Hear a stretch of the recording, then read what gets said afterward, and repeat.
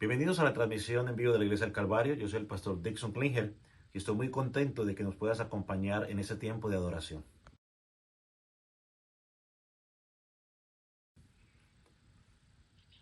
No sé cuál sea la situación que estés pasando en este momento, pero déjame decirte algo. Dios está en control. El Salmo 46, versículo 1 dice, Dios es nuestro amparo y fortaleza, nuestro pronto auxilio en la tribulación. Si esta es tu primera vez con nosotros, queremos darte una cordial bienvenida y agradecerte por unirte con nosotros para adorar a nuestro Salvador a través de la predicación de la palabra de Dios.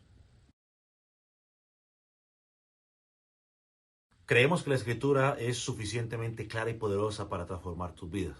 Así que nuestra oración es que Dios hable a tu vida y que seas edificado por medio de la palabra de Dios. Una vez más, te damos gracias por conectarte con nosotros. Comencemos juntos este tiempo de adoración al Señor.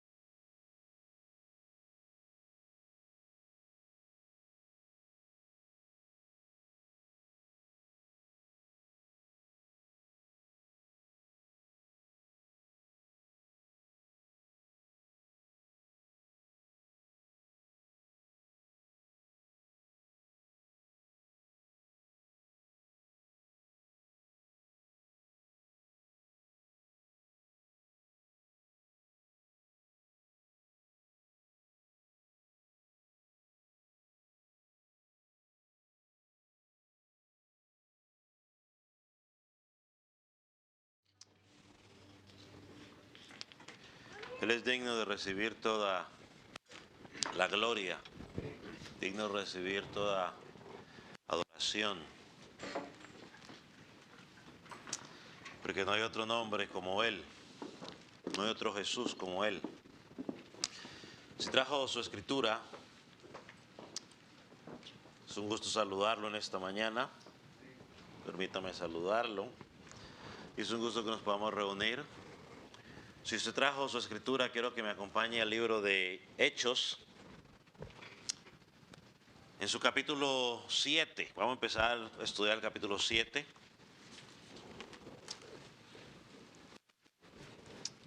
Venimos estudiando este libro de forma expositiva, versículo por versículo.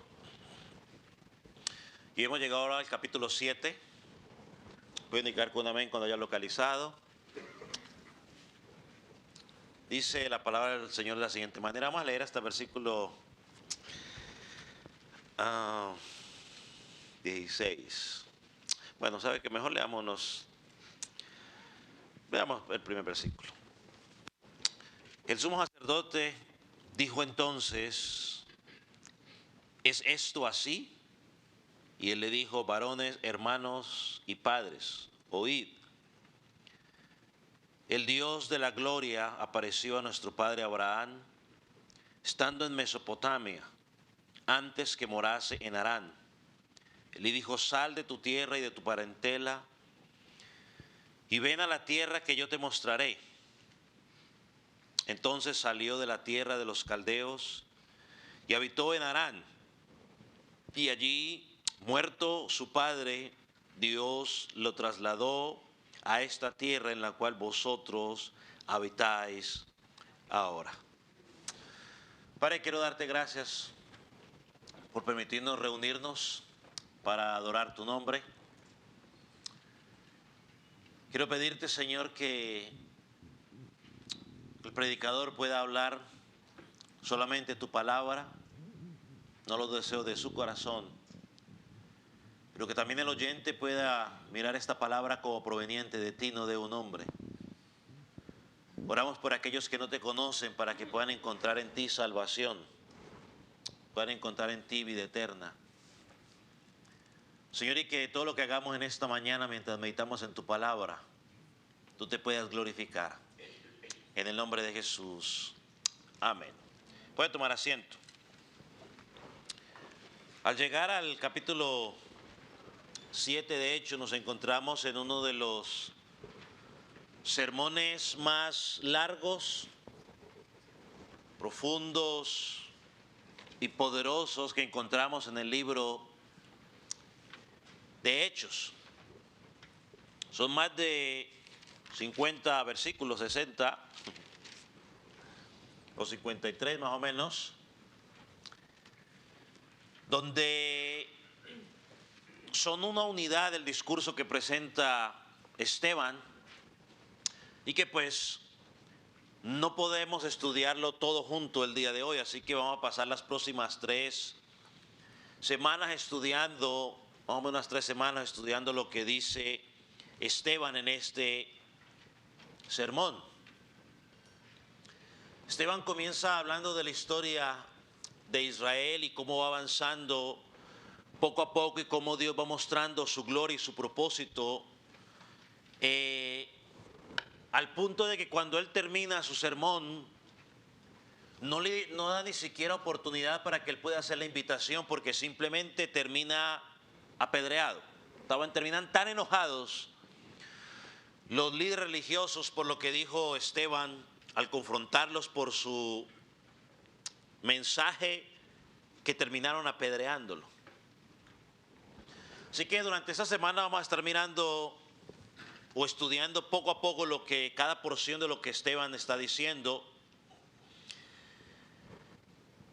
Y una de las cosas que debemos aprender es cómo Esteban defendió el evangelio delante del concilio con una maestría o con una forma clara y precisa, sin temor, sin dudas, y usando la misma escritura de una manera clara.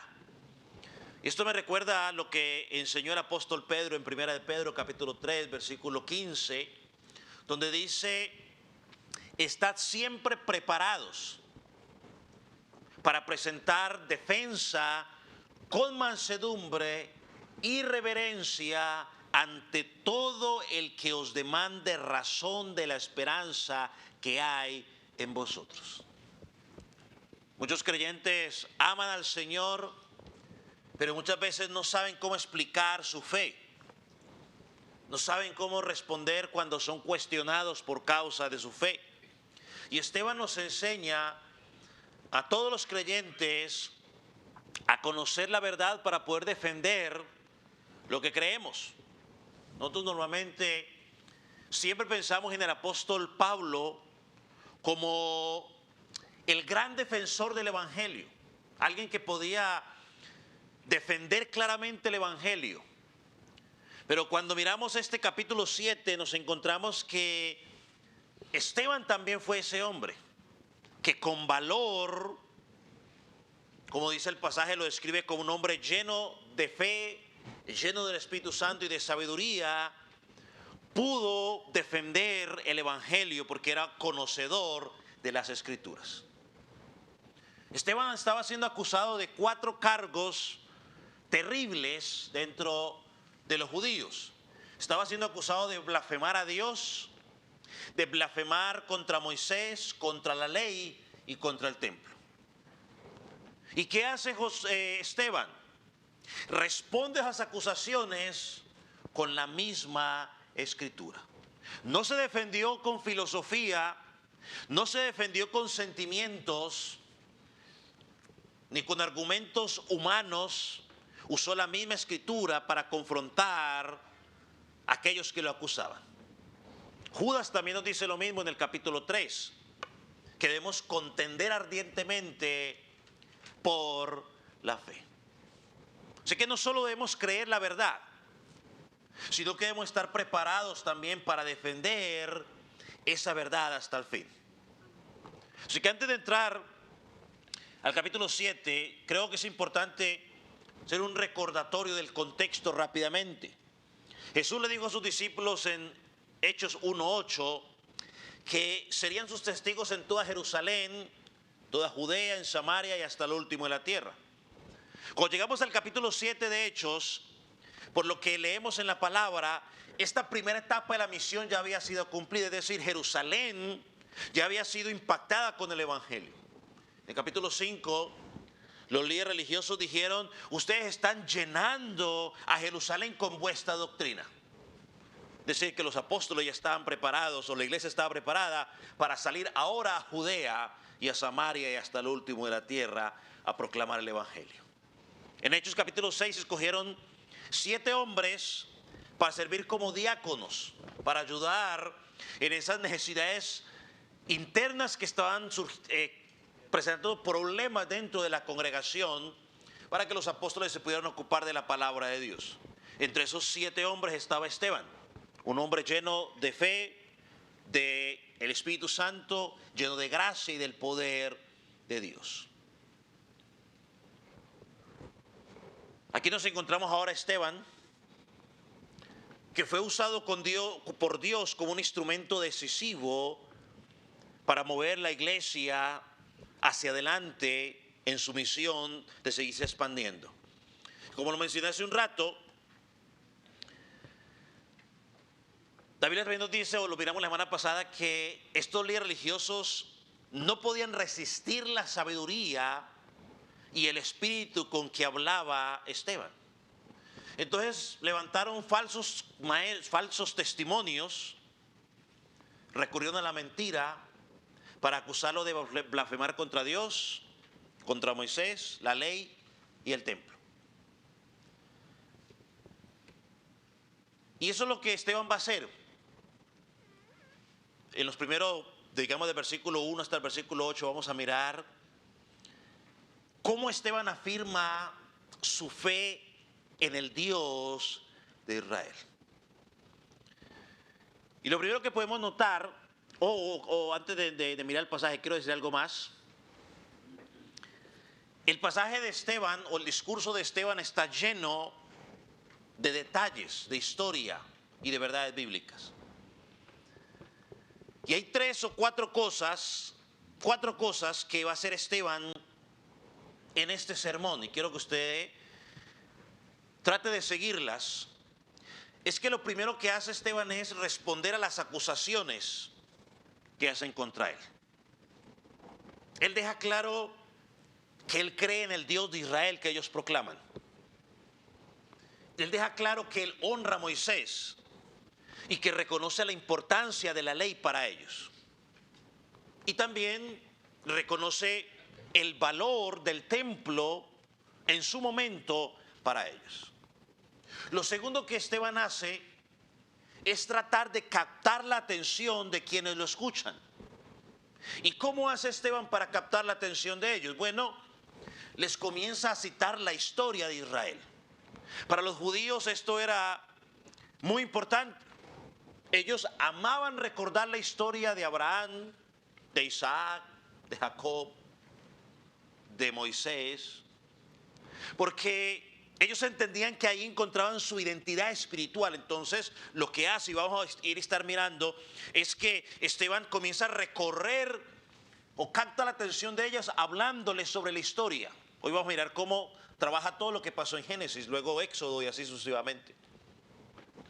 Pero el problema que tenían estos hombres era que se habían quedado únicamente en la tradición. Ellos no habían visto que toda la historia de Abraham, de Isaac, de Jacob, de Moisés, apuntaba única y exclusivamente ¿a quién? A Cristo. Ellos se quedaron solamente en la letra. Y esa vez es el problema que nos pasa a nosotros, que muchas veces nos quedamos en la letra y no miramos que la letra nos está llevando a Cristo. Lo tercero que él hace en este sermón, que mientras está repasando la historia de Israel, él confronta el pecado de la audiencia. Él le dice, ustedes son responsables, ustedes han pecado. Por eso miramos cómo termina el sermón. No termina con una invitación, termina, si me permite llamarlo de esta manera, con un entierro, porque matan al predicador. Y lo último que él hace, o que hace dentro de ese sermón, es que el centro de la predicación de Esteban no era Abraham, no era Jacob, no era Moisés, no era ni siquiera él mismo. El centro de la predicación era ¿quién? Cristo. Él les presenta al Mesías. Todo el mensaje apunta a Cristo. Y lo mismo tenemos que seguir haciendo hoy. Toda enseñanza, toda predicación tiene que apuntar a Cristo. Porque el centro de nosotros como cristianos no son nuestros deseos, sino que es Cristo. Todo tiene que apuntar a Cristo. Cada parte de la historia que él menciona aquí era el camino a Cristo. Entonces vamos a mirar cómo contesta Esteban a la primera acusación que se le presenta. Dice el versículo 1, porque en el versículo, si retrocede un poquitico, versículo 13 del capítulo 6, no se lo dio a los hermanos, pero dice, y pusieron testigos falsos y que decían, este hombre no cesa de hablar palabras blasfemas contra este lugar santo, o sea, el templo, contra la ley. Versículo 14, pues lo hemos oído decir que Jesús de Nazaret destruirá este lugar, o sea, el templo, y cambiará las costumbres que Moisés nos dio. Ahora sí, versículo 1 del capítulo 7, el sumo sacerdote dijo entonces, ¿es esto así? Le preguntó a Esteban. Era el momento para responder a sus acusaciones. Defiéndete de las acusaciones que te están haciendo.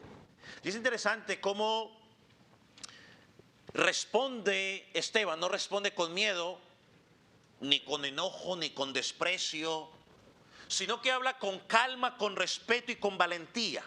Versículo 2. Y él les dijo, varones, hermanos y padres, oíd. Pare allí. Hermano, esta expresión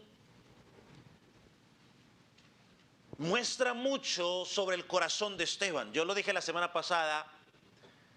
Esteban no estaba en una conversación amistosa. A Esteban lo estaban mirando mal. Lo estaban hablando golpeado, como llaman. O sea, con agresividad.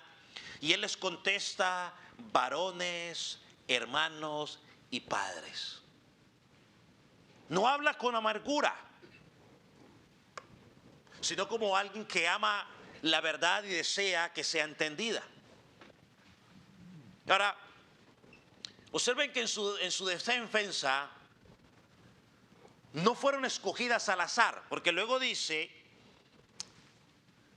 el Dios de la gloria apareció a nuestro padre Abraham.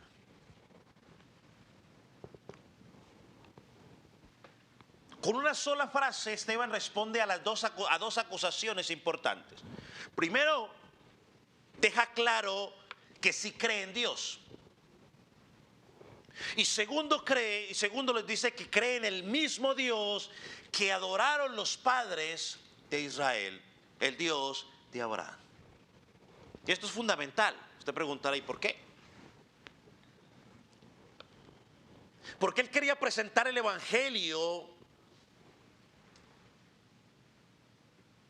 no como algo contrario a la fe de Israel, sino que está demostrando que el Evangelio no rechaza a la obra de Dios en el Antiguo Testamento.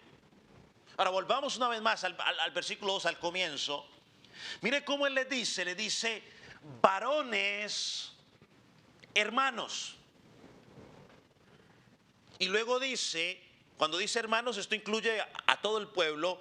Y luego dice padres, o sea, se refiere a los líderes del Sanedrín. Aunque estaba siendo juzgado por ellos, quizás de una manera injusta, él se presenta delante de ellos con respeto y con dignidad. Les llama hermanos y les llama padres, o sea, les reconoce el lugar que ellos tienen allí.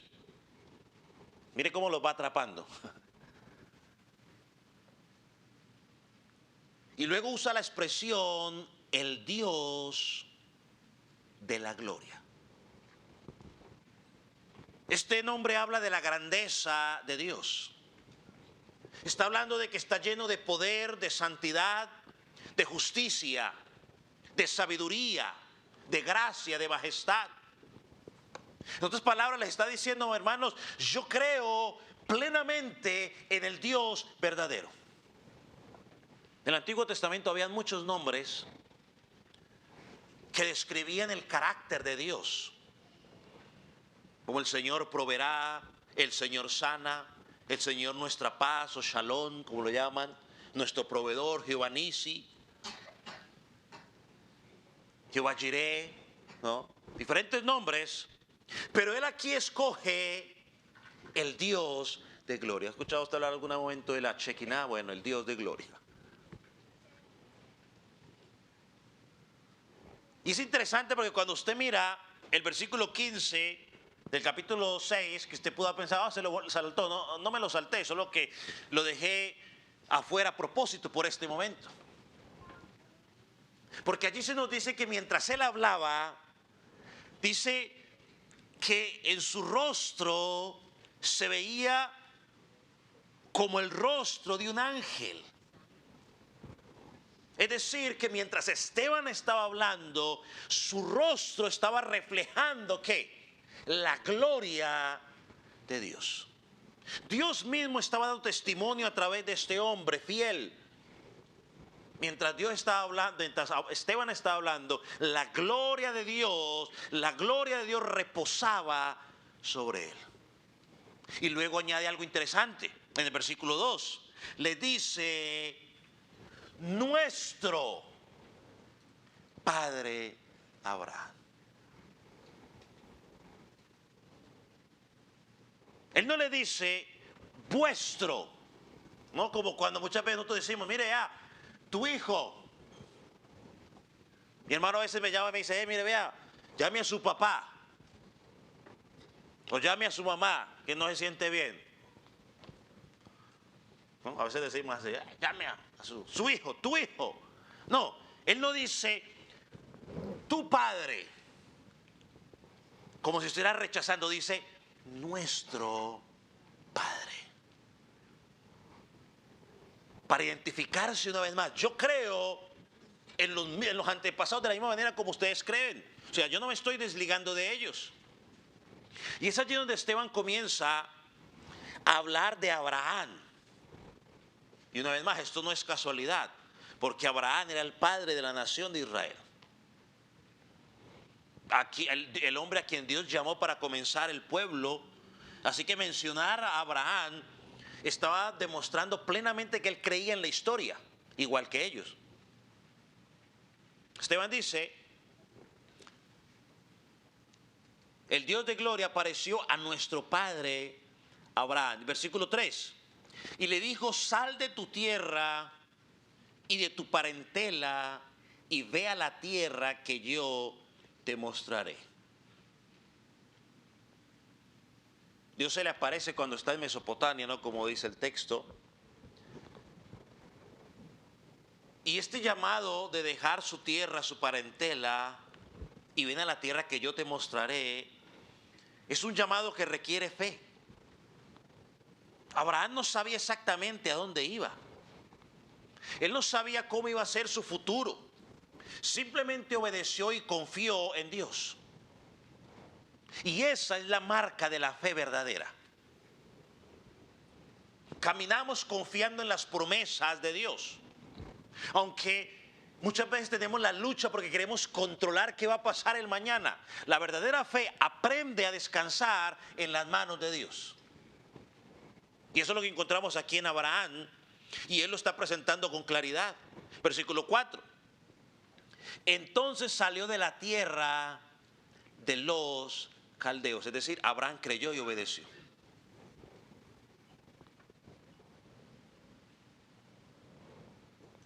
Dios, pues él se levantó y obedeció. Así funciona siempre la obra de Dios. Dios abre la puerta, abre el camino y nosotros tenemos que caminar ¿en qué? En obediencia. Entonces, mientras Esteban está recordando la historia, sigue fortaleciendo su defensa. Alguien podría estar pensando, pero es que él está simplemente contando la historia. No, él no simplemente está contando la historia. Él está reconociendo completamente la obra de Dios en la historia de Israel. O sea que nadie podía acusarlo de que él estaba rechazando la historia, o en este caso a Abraham o a Moisés, porque luego en la próxima semana estudiaremos lo que él hace con Moisés, sino que él cree firmemente. Versículo 5.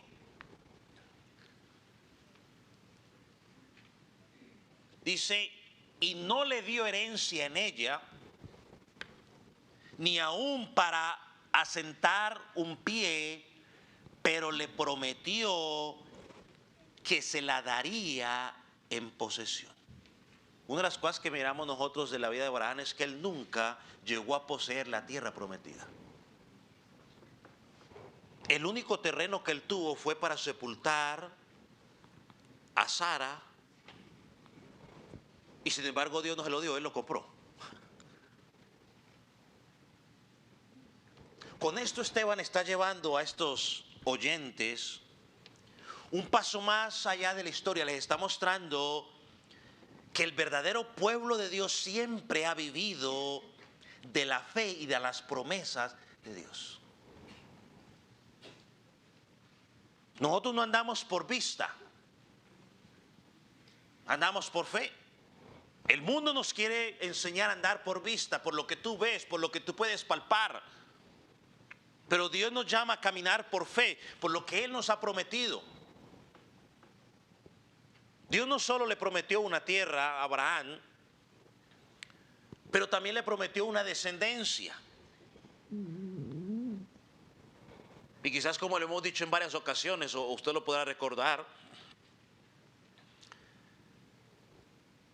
esa promesa de esa descendencia estaba en un punto complicado, porque tanto Abraham y Sara, pues, biológicamente no podían tener hijos. Entonces el versículo 5 sigue diciendo, pero le prometió que se la daría en posesión y a su descendencia después de él, cuando él aún no tenía hijo. O sea, él aclara, él le prometió que le iba a dar una tierra, y a la descendencia le dice, Abraham en ese momento no tenía un hijo. Humanamente uno podría pensar, bueno, ¿y cómo vamos a cumplir esta promesa si humanamente no se puede cumplir? Abraham y Sara ya están ancianos, y para completar, Sara pues entonces tiene problemas de esterilidad. Y hubo momentos quizás en los cuales Abraham dudó, y sabemos que dudó porque trató de ayudar a Dios a través de Ismael, su segundo o su hijo. Pero aun cuando Abraham fue infiel, Dios permaneció fiel a su promesa. Y en el tiempo indicado le permitió que llegara su hijo Isaac. Muchas veces la fe de nosotros puede fallar, pero la fidelidad de Dios nunca falla.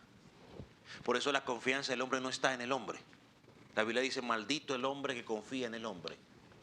Tenemos que confiar únicamente en Dios.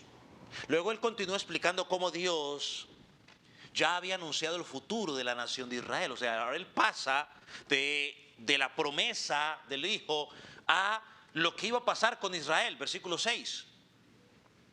Y le dijo Dios así, que su descendencia sería extranjera en tierra ajena y que los reducirían a servidumbre y los maltratarían por 400 años. Antes de que Israel llegara a Egipto, Dios ya sabía lo que había de ocurrir.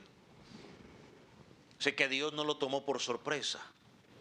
Y lo más importante, también ya le había anunciado a su pueblo lo que iba a pasar, que habría un tiempo de esclavitud, pero al mismo tiempo Dios prometió que iba a haber ¿qué? Liberación. Miren lo que dice el versículo 7. Mas yo juzgaré, dice Dios, a la nación de la cual serán siervos, y después de esto saldrán y me servirán en este lugar. ¿Para qué está haciendo Esteban al presentar esto? Yo creo que está dejando un punto muy claro aquí. Esteban le está diciendo, hermanos, Dios siempre ha estado guiando la historia de Israel. El llamado de Abraham, él permitió el tiempo de esclavitud en Egipto, pero dice, yo voy a juzgar a Faraón y después voy a liberar a mi pueblo. Todo está bajo el control de Dios. Y aquí podemos hacer un paréntesis por un momento y pensar lo mismo. Dios dirige nuestra vida. Y puede ser que en el momento tú y yo no entendamos lo que está pasando. Puede ser que en el momento no nos guste lo que tú y yo estamos pasando, pero Dios dice, yo tengo el control, todo está bajo control, descansa en mí. Ten fe en mí. Yo sé lo que estoy haciendo y por qué lo estoy haciendo. Ese es el punto de Esteban. Él quería que los oyentes entendieran que él creía en el Dios de Israel. Al citar la historia les está diciendo, yo creo en el Dios soberano que dirige la historia y cumple sus promesas. Así que lejos de rechazar el Antiguo Testamento, Esteban lo que está dando es validez al Antiguo Testamento. Yo lo creo. Y como iglesia, lo he dicho en varias ocasiones de este púlpito, no podemos decir, bueno, yo únicamente me enfatizo el Antiguo Testamento o yo únicamente enfatizo el Nuevo Testamento. No, son una unidad. El Antiguo Testamento, en el Antiguo Testamento está escondido, si me permite decirlo de esa manera, el Nuevo Testamento. Y el Nuevo Testamento nos permite entender o nos revela el Antiguo Testamento. Necesitamos las dos. Cuando estudiamos el libro de Apocalipsis vimos que es uno de los libros donde más hace referencia al Antiguo Testamento. Hebreos también es un libro donde hace mucha referencia al Antiguo Testamento, así que no podemos partirlos. Son una unidad. Entonces, hasta este punto, ya Esteban había logrado dos cosas. Primero, había captado la atención de los oyentes a lo largo de la historia de Israel, un tema que ellos conocían, un tema que ellos valoraban y que sobre todo les gustaba escuchar, que les hablaban de eso. Y segundo, había dejado claro que él no era un blasfemo, que él creía en el Dios verdadero, en el Dios santo. Por eso lo llamó el Dios de gloria. Ahora, pero quedan todavía dos partes fundamentales en el sermón de Esteban. Es que Esteban necesitaba confrontar el pecado de sus oyentes y presentar de una manera más clara el Mesías que ellos habían rechazado. Y es aquí donde el sermón comienza a dirigirse al punto central. Todo lo que él va a decir o había dicho de Abraham, de José y de Moisés tiene un propósito.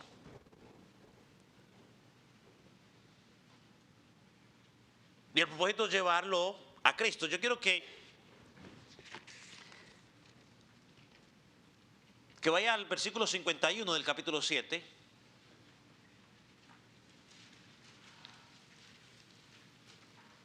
Porque el argumento de Esteban llega a su punto más fuerte en el versículo 57, donde él finalmente habla con claridad. Mira lo que le dice: duros de cerviz e incircuncisos de corazón y de oídos, vosotros resististeis siempre al Espíritu Santo, como vuestros padres, así también vosotros. Estas palabras que él usa allí son extremadamente fuertes. Ya usted enterará por qué lo apedrearon. Porque no le dieron chance de nada. La expresión dura cerviz describe rebeldía. Les dijo rebeldes. Alguien que se niega a humillarse delante de Dios. Es una imagen tomada del Antiguo Testamento para hablar también de la obstinación del pueblo. Cuando lo llama incircuncisos de corazón, les está diciendo algo mucho más profundo y quizás usted puede llamarlo algo hiriente para ellos. Porque la circuncisión era la ¿qué? La señal externa de que eran judíos. Pero aquí les dicen circuncisos de corazón. Lo que está diciendo: ustedes pueden tener la señal externa, pero ustedes no pertenecen al Señor porque su corazón está lejos de Dios. Ese era el verdadero problema, la tradición de ellos. Conocían la historia, sí. Conocían los patriarcas, sí. Pero siempre resistían una y otra vez el Evangelio. Y Esteban les dice a ellos, en este versículo 51, que miraremos más adelante, le dice, quizás el centro cuando llega, digamos, al centro de la acusación, le dice: ustedes son rebeldes como sus padres. Dice: como vuestros padres, así también vosotros. En otras palabras, así como la generación anterior rechazaron a los siervos de Dios, ustedes también están haciendo lo mismo al rechazar al Mesías. Es ahí donde él hace la acusación más directa a estos hombres. Quizás durante el sermón ellos no entendían, o sí entendían hacia dónde los llevaba, pero ya el versículo 51, para ir cerrando, él les dice de frente. Ahora, esto me lleva al segundo punto. Lo que queremos hablar hoy es que Esteban confronta el pecado de Israel.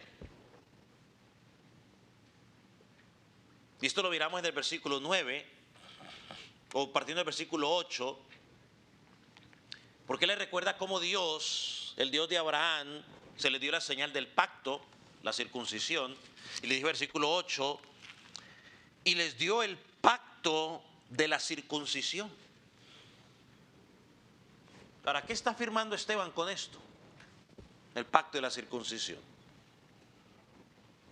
Que él no está en contra de la identidad de Israel. Al contrario, reconoce que fue Dios quien formó a este pueblo desde sus comienzos. O sea, está desbaratando el argumento que ellos le estaban presentando. Pero Esteban les muestra de que la historia pues no siempre fue gloriosa. Porque luego de hablar del pacto de la circuncisión, mire lo que dice el versículo 9. Dice: los patriarcas, movidos por envidia, vendieron a José para Egipto, pero Dios estaba con él. ¿Quiénes son los patriarcas allí? No. ¿Cómo? Los hermanos de José. Las 12 tribus de Israel. Son los hermanos de José. Dice: los patriarcas, movidos por envidia, es decir, los hermanos de José, movidos por envidia, lo vendieron. Ahora, aquí encontramos un contraste interesante. Aquí vemos a los hermanos de José que actuaron por envidia y rechazaron a su hermano. Y por el otro lado vemos que Dios estaba ¿con quién? Con José. Y creo que este es un contraste que es clave en el argumento que está presentando Esteban. Lo que los hombres rechazan, Dios lo escoge. Lo que los hombres desprecian, Dios lo usa para cumplir su propósito. José fue rechazado por sus propios hermanos, pero Dios lo estaba preparando como instrumento para salvación en tiempos de crisis. Y como lo he dicho, los que en su momento lo rechazaron, ¿qué pasó con ellos? Fueron bendecidos.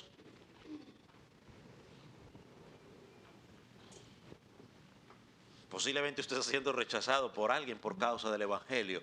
Bueno, no se preocupe, esa persona puede ser bendecida el día de mañana por lo que Dios está haciendo en tu vida. Aquí Esteban le estaba diciendo algo a estos hombres que todavía no podían ver. Y esto es un patrón que se repite en toda la historia. Así como los patriarcas rechazaron a José, más adelante, ¿a quién rechazaron? A Moisés. Y más adelante rechazaron a Cristo. El mismo patrón. Sin decirlo directamente, Esteban estaba construyendo una línea clara de cómo era el comportamiento, de la historia o del comportamiento de Israel al rechazar a los que Dios había enviado para salvarlos.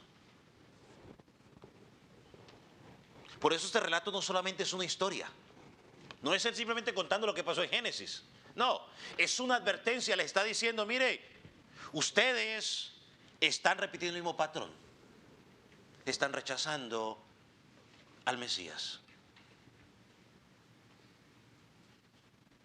Lo tercero que miramos, ya de versículo 9 hasta el versículo 16, esta parte es,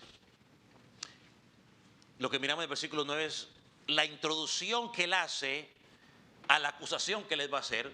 Pero mire cómo del versículo 9 al 16, vemos cómo José apunta al Mesías rechazado y exaltado. Y creo que este es el último propósito del discurso de Esteban o del sermón de Esteban, que es llevar a sus oyentes a ver a Cristo en lo que está pasando. ¿Y cómo lo hace? Bueno, Esteban hace algo muy común en el Antiguo Testamento, que era enseñar verdades espirituales a través de tipos o figuras. Es decir, que algún evento o alguna persona eran simplemente un símbolo de lo que vendría más adelante. Algo que apunta a Cristo. En versículo 9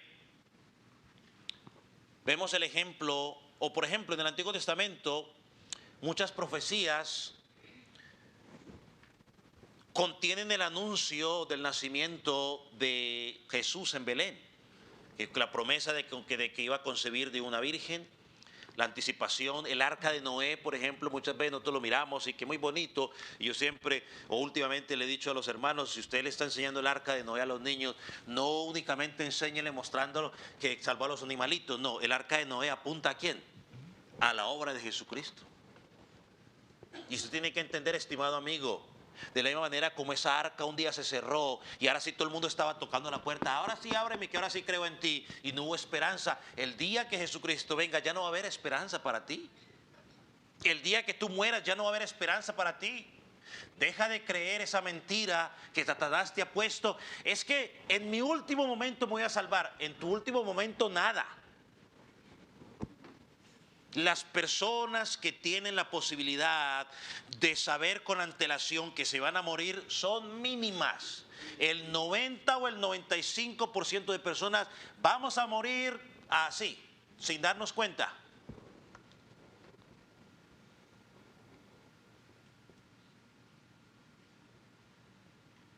Así que una vez que se cierre esa oportunidad ya no va a haber esperanza para ti. Siempre lo digo y lo sigo repitiendo. Oraremos por los que quedan vivos, daremos palabras de aliento a los familiares, pero por el que falleció lo único que podemos hacer es meterlo en una caja y sepultarlo de una forma digna. Es lo único que puede hacer por esa persona.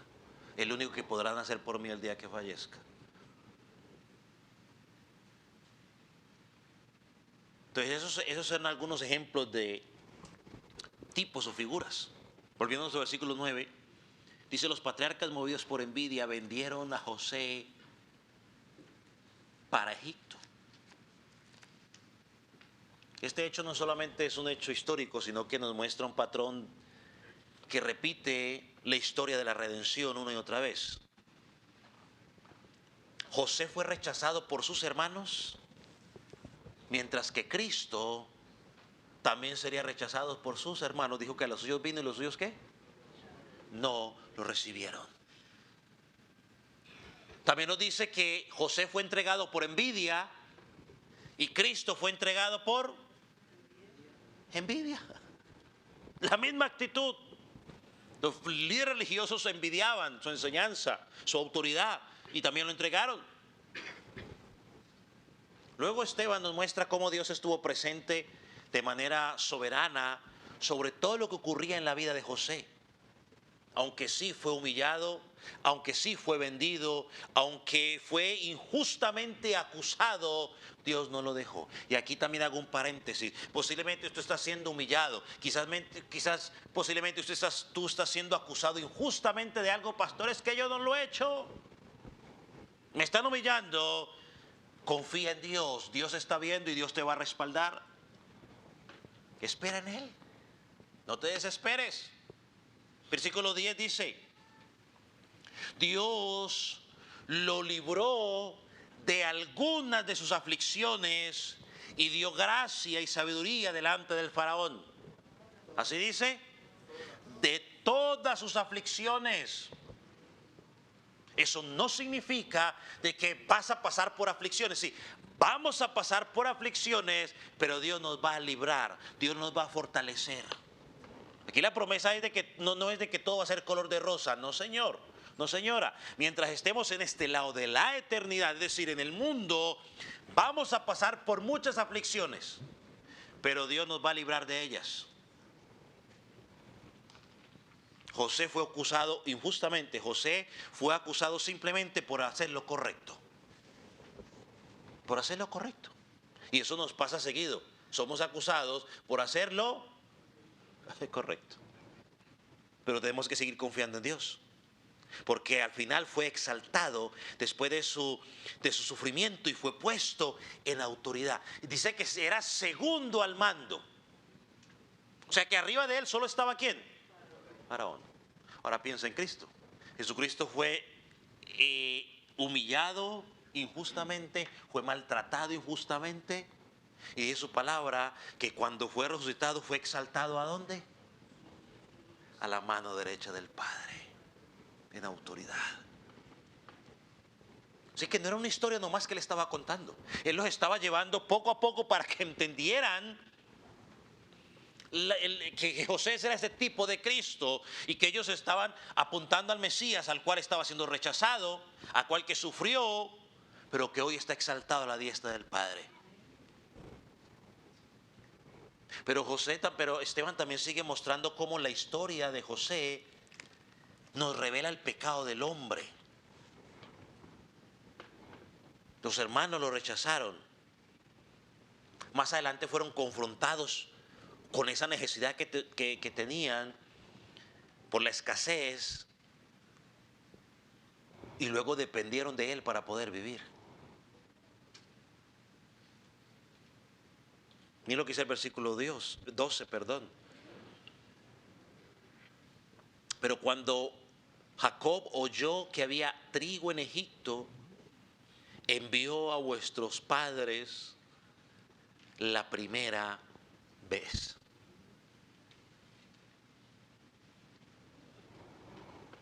Más adelante, Esteban va a destacar un momento clave en la narrativa y es cuando José se da a conocer a sus hermanos. En la segunda ocasión, todos los que hemos leído la historia lo saben. Y no debemos interpretarlo como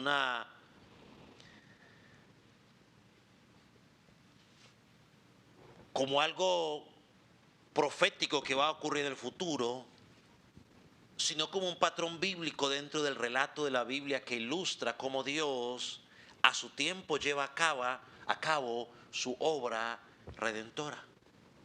La primera vez hubo rechazo, la segunda vez hubo reconocimiento y restauración dentro del plan provisional o de la providencia de Dios. Él está diciendo, hermanos, Dios controla la historia. Así que, y le está diciendo que la historia de José, yo quiero que usted la vea, la historia de José no es una historia más, hermano, es el relato del desarrollo progresivo del propósito redentor de Dios a través de Cristo.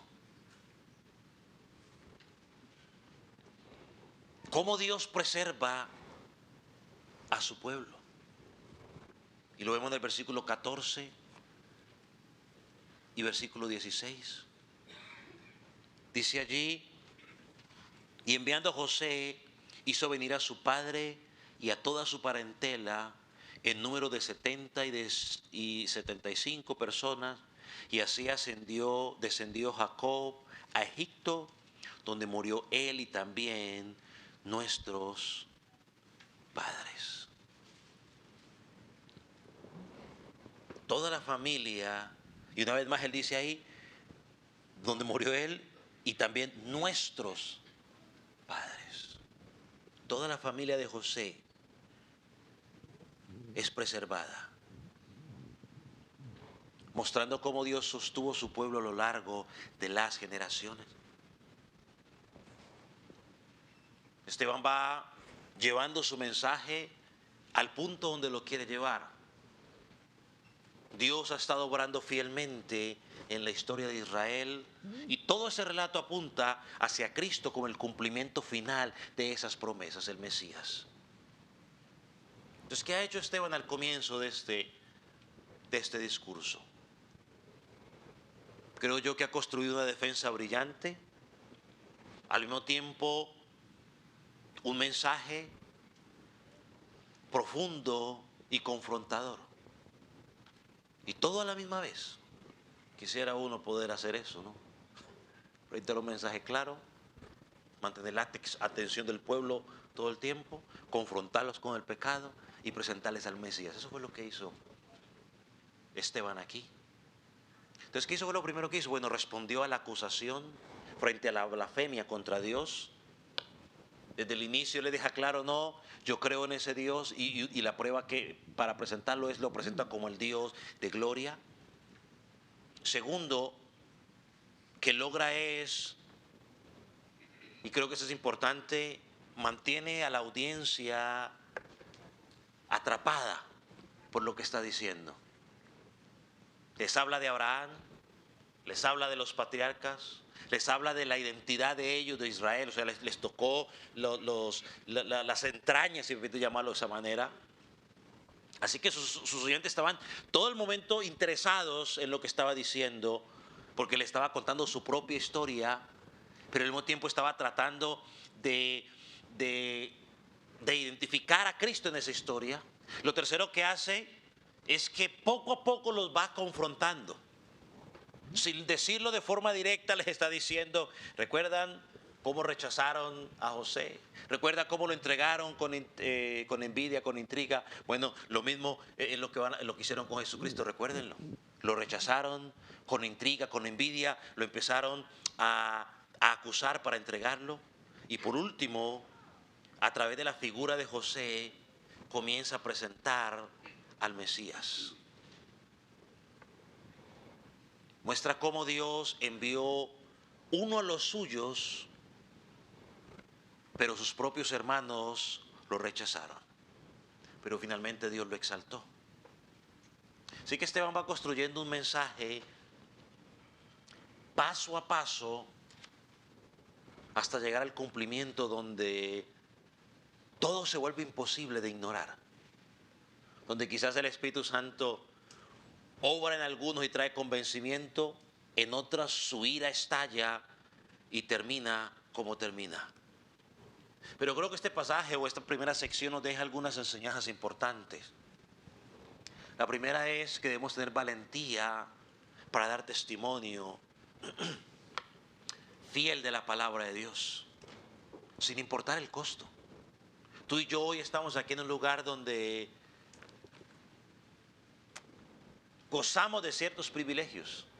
Eso debe llenarnos de pasión por predicar, compartir su palabra. Lo segundo que aprendemos de este pasaje es que nos enseña a defender nuestra fe con argumentos bíblicos, no con yo pienso, yo creo, yo siento, yo vi, sutano me contó, que un vecino mío le pasó esto, que un pastor le pasó esto. No, yo defiendo mi fe con argumentos bíblicos. Eso es lo que hace él aquí. Él tomó, y como vimos, tomó todo el Génesis y se lo resumió allí, en ese momento, de una forma magistral. Segundo, cosa que tenemos que entender, o tercero, es que Dios nos muestra su soberanía de cómo Él va guiando cada una de las cosas. Acuérdense una cosa, ellos tenían solo una parte de la foto.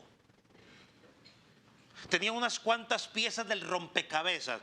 Tú y yo hoy tenemos la foto completa. Tenemos el rompecabezas ya armado. Es mucho más fácil para nosotros. Ya no tenemos excusa. Otra cosa que encontramos, que debemos recordar para nosotros, este pasaje nos recuerda, hermano, Dios es fiel en cumplir sus promesas a lo largo de las generaciones. Él las va a cumplir. Él ha prometido estar con nosotros. Créala. Yo sé que hay otras promesas que Dios ha dicho que Dios no ha dicho. Eso no traba lengua. Lo voy a decir de otra forma mejor. A veces nos enseñan algunas promesas que supuestamente Dios ha dicho. Dios nunca ha dicho esas promesas. Aquí están. Por eso nunca se cumple, porque Él nunca las dijo. Lo que Él dijo aquí está y se va a cumplir.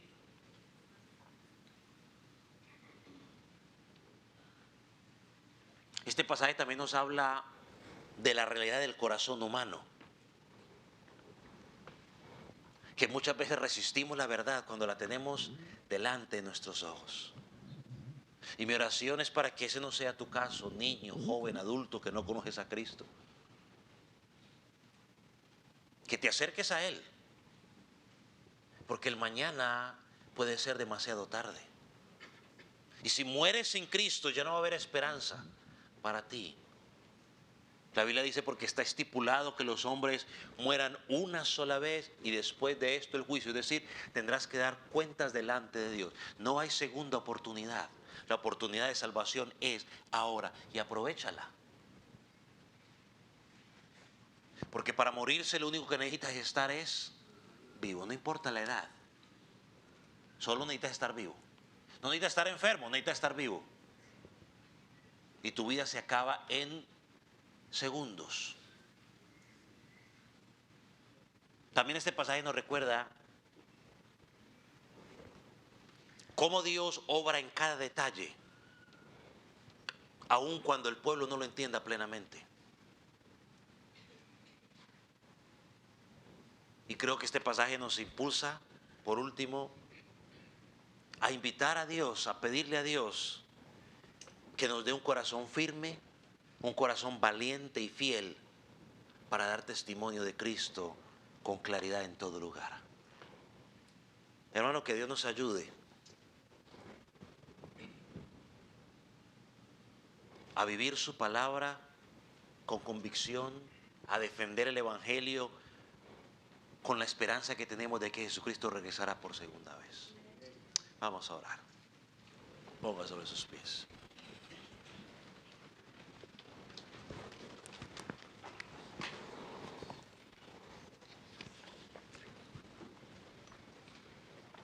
Padre, te damos gracias por tu palabra, gracias por esta primera sección del sermón de Esteban, porque nos motiva a seguir predicando tu palabra, nos lleva a examinarnos para ver si estamos preparados para defender lo que creemos en cuanto a ti. Señor, nos lleva, Señor, a ser fieles a la hora de predicar tu palabra y entender de que todos somos llamados a predicarla. Señor, pero también es un llamado a aquellos que no te conocen, aquellos que están sin Cristo, aquel niño, aquel joven, aquel adulto que hoy está sin Cristo. La invitación es que no seas como estos hombres que rechazaron el mensaje.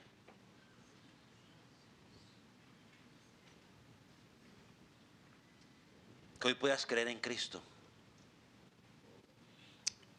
Señor, oro por aquellos que no te conocen hoy para que tú doblegues su corazón. Hoy puedan ver la necesidad de un Salvador y puedan clamar a ti por perdón y arrepentimiento. Si tú quizás te estás preguntando, pastor, ¿qué puedo hacer yo para ser salvo? La Escritura dice, cree en el Señor Jesucristo y serás salvo. Cree en Él y encontrarás salvación. Dice que tus pecados serán perdonados y encontrarás vida eterna. Jesucristo es el único camino. No es la iglesia, no es la denominación, no son las buenas obras, no es tu buen comportamiento. El único camino al Padre es Jesús. Cree en Él y encontrarás vida eterna. Dice la palabra que hay fiesta en los cielos cuando un pecador se arrepiente. Estimado amigo, como lo dije hace un rato, la oportunidad de salvación únicamente es hoy. Hoy que estás vivo, mañana puede ser demasiado tarde. Padre, obra en la vida de aquellos que hoy están reconociendo su pecado delante de ti. Gracias porque tú los has convencido, porque tu Espíritu Santo a través de tu palabra los ha llevado al convencimiento de que han pecado contra ti y necesitan salvación. Señor, oramos para que de hoy en adelante puedan crecer en el conocimiento tuyo de tu palabra y dar frutos de verdadero arrepentimiento. Señor, los que ya estamos en ti, oramos para que cada día podamos seguir caminando con firmeza el llamado que tenemos delante de ti y podamos seguir expandiendo el Evangelio en todo lugar donde estemos. Para ti sea la gloria en el nombre de Jesús. Amén.